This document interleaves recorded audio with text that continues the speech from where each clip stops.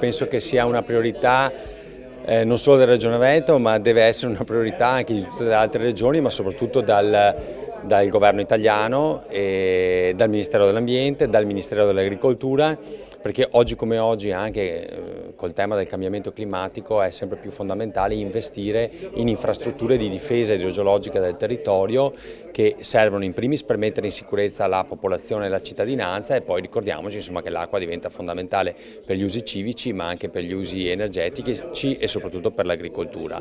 Io sono anche assessore all'agricoltura, questo è un intervento importante, un bypass che serve appunto per mettere in sicurezza una parte anche dell'abitato nel torrente Mezzane. È uno stralcio, dovremmo fare altri interventi che in totale cubano circa 3 milioni di euro. Questo è un primo intervento da 900.000 diviso in due annualità 25 e 26. Questi sono fondi che nascono dai cosiddetti FSC, nascono appunto da un accordo tra il Presidente Zaia e il Presidente del Consiglio Meloni. Una parte di questi 600 milioni totali sono destinati appunto al sistema ambientale, 134 in particolare. All'interno di questi ci sono 11 milioni e mezzo destinati ai consorzi bonifica, e da qui abbiamo prelevato i 900.000 euro del primo stralcio che poi dovranno essere compensati. Ricordiamoci però che ci sono anche tutti gli altri interventi da parte dei consorzi bonifica all'interno del PNISSI, quindi c'è un altro sistema che andrà a finanziare tanti interventi nel Veneto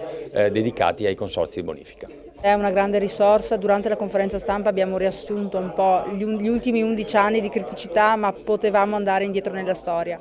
Per noi è una boccata di ossigeno, era un contributo che doveva arrivare, lo aspettavamo ancora prima, ma purtroppo l'emergenza Covid ha un po' allungato i tempi. Comunque sia, è arrivato 900.000 euro a finanziare appunto questo primo stralcio, che darà appunto una boccata di ossigeno e che andrà a intervenire in un punto molto tragico e particolare del torrente Mezzane, che è proprio situato nella frazione di Vago di Lavagno. Prima il Presidente del Consorzio ha appunto mostrato il progetto.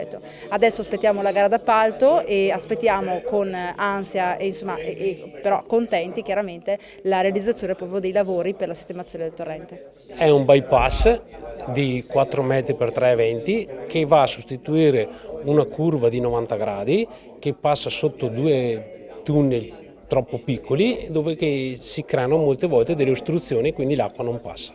Cioè, la collaborazione tra consorzio, sindaci e regione dà di buoni risultati per risolvere i problemi della cittadinanza. Aspettiamo che la regione ci finanzi il resto dell'opera per risolvere totalmente il problema del torrente Mezzane.